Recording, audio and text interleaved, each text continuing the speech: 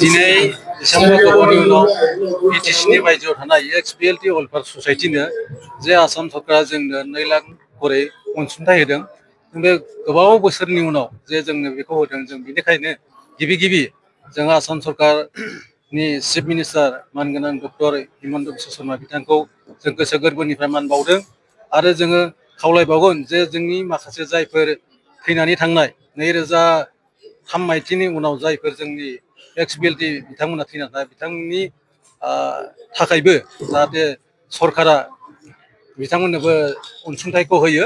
दा बिथांमोननि माखासे जाहोननि थाखाय बिथांमोनखौ दोनथ'नाय जादों। जों खावलायगोन जाहाथे गभर्नमेन्टआ बिथांमोननोबो मोजाङै जोंनो जेरै होदों बेबायदिनो होगोनखौ जों आसा खालामदों।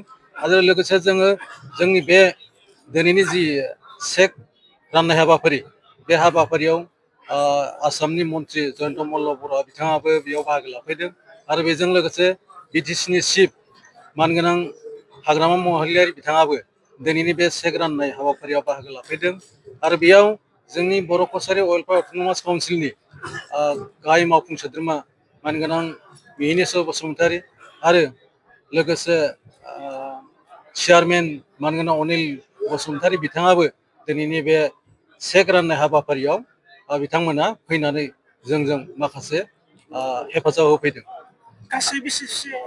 आरो दिनैनि माबायाव जों बिटिसिनि बायजोआव थानाय जोंनि गासै केडार आरो लिडारखौ लानानै 442 मानसिनो दिनै चेक राननाय हाबाफारिया सोलिदों।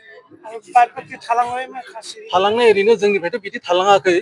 जायफोर थालांदों बे 2003निफ्राय दिनैसिम जाय बिथांमोना फैदों बिथांमोननो गभर्नमेन्टआ होनाय जायाखै। बिनि उनावहाय बिनि हाबाफारिखौ निस्सय लागोन होननानै जों आसा खालामो।